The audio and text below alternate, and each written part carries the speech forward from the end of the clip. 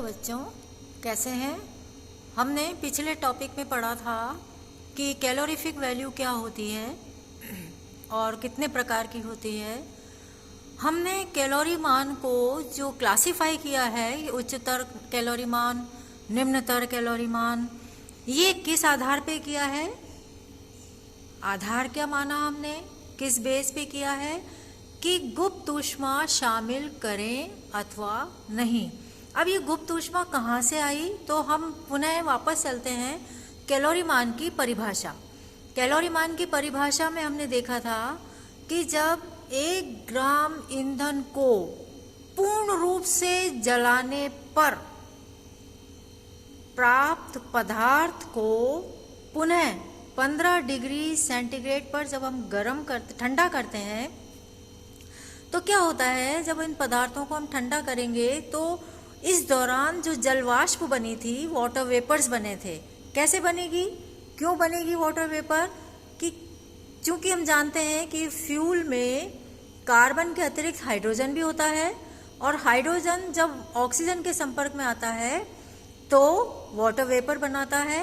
और जब हम वापस से 15 डिग्री सेंटीग्रेड तक हम पदार्थों को ठंडा करते हैं तो ये जल वाष्प ठंडी होती है, संघनित होती है और अपनी गुप्त ऊष्मा को बाहर निकालती है। तो फर्स्ट स्टेप में देखिए बच्चों, जब हमने फर्स्ट स्टेप में फ्यूल को ऑक्सीजन के संपर्क में लाके जलाया था तो कुछ प्रोडक्ट्स बने थे, पदार्थ बने थे, उत्पाद बने थे और ऊष्मा बाहर निकली थी।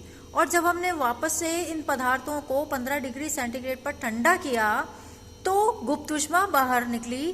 तो ये गुप्त ऊष्मा इस पहले स्टेप में प्राप्त ऊष्मा में हमने ऐड कर ली तो टोटल प्राप्त ऊष्मा का मान ज्यादा हो गया और इसको हम बोलते हैं हायर कैलोरीफिक वैल्यू या उच्चतर कैलोरी मान। और निम्नतर कैलोरी मान, निम्नतर कैलोरी मान में क्या होता है, हमने पहले पढ़ा कि जब इकाई ईंधन को पूर्ण रूप से हम जला लेते हैं और उसका टेम्परेचर हम 100 डिग्री सेंटीग्रेड ही रहने देते हैं, वापस हम 15 डिग्री सेंटीग्रेड तक ठंडा नहीं करेंगे और टेम्परेचर 100 डिग्री सेंटीग्रेड ही रहने देंगे, तो भाप जो बनी है वो ठंडी नहीं होगी, कंडेंस नहीं होगी, संघनित नहीं होगी और गुप्त ऊष्मा बाहर नहीं निकलेगी। तो कुल ऊष्मा का मान थोड़ा कम होगा, इसलिए हम बोलते हैं निम्नतम कैलोरी मान।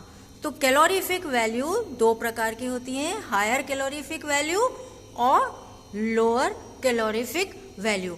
बच्चों, हायर कैलोरीफिक वैल्यू को किस तरीके से ज्ञात किया जाता है, उसकी कैलकुलेशन कैसे की जाती है, तो ड्यूलोंग नामक एक वैज्ञानिक था, तो उसने अपना एक फॉर्मूला दिया।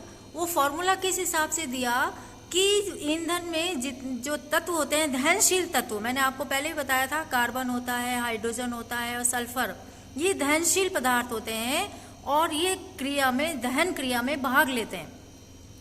तो अलग अलग, जैसे कार्बन को जलाया तो कितनी ऊष्मा बाहर निकली, हाइड्रोजन को जलाया तो कितनी ऊष्मा बाहर निकली, इनको अलग अलग इनकी कैलोरीफिक वैल्यू ज्ञात करके और एक सूत्र इसने बनाया था और ये सूत्र है ड्यूलोंग सूत्र और उसका मान है theta is equal to, theta मतलब हायर कैलोरीफिक वैल्यू या उच्चतर कैलोरी मान इज इक्वल टू 8080 C यानी carbon plus 34,500 H minus O upon 8 plus 2250 S for sulphur.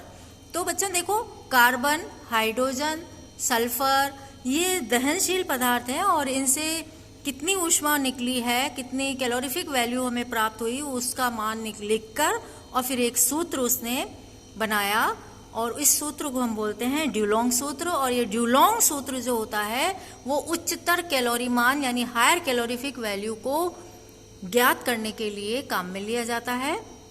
इसी तरह से निम्नतम कैलोरी मान या LCV लोअर कैलोरीफिक वैल्यू, इसका फॉर्मूला है HCV यानी हायर कैलोरीफिक वैल्यू का मान जो आया minus 9/100 into percentage weight of hydrogen into 587।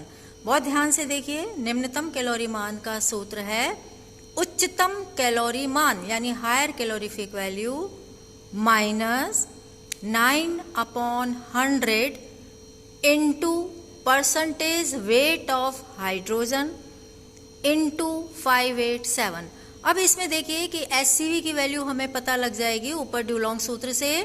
ये 9/100 का मतलब क्या है कि 1 पार्ट ऑफ हाइड्रोजन जो है वो 9 पार्ट ऑफ वाटर वेपर बनाती है, इसलिए फॉर्मूले में लिखा है 9/100 into percentage weight of hydrogen into 587। ये 587 क्या है बच्चों? गुप्त ऊष्मा का मान या लेटेंट हीट, इसका एक स्टैंडर्ड मान दे रखा है। तो इस प्रकार से ये एक सूत्र जनरेट हुआ, LCV is equal to HCV minus 9/100 into percentage weight of hydrogen into 587 kilo calorie पर किलोग्राम। इस प्रकार से SCV और LCV के सूत्र हमें प्राप्त हुए। आशा है आपको याद हो गए होंगे। Thank you.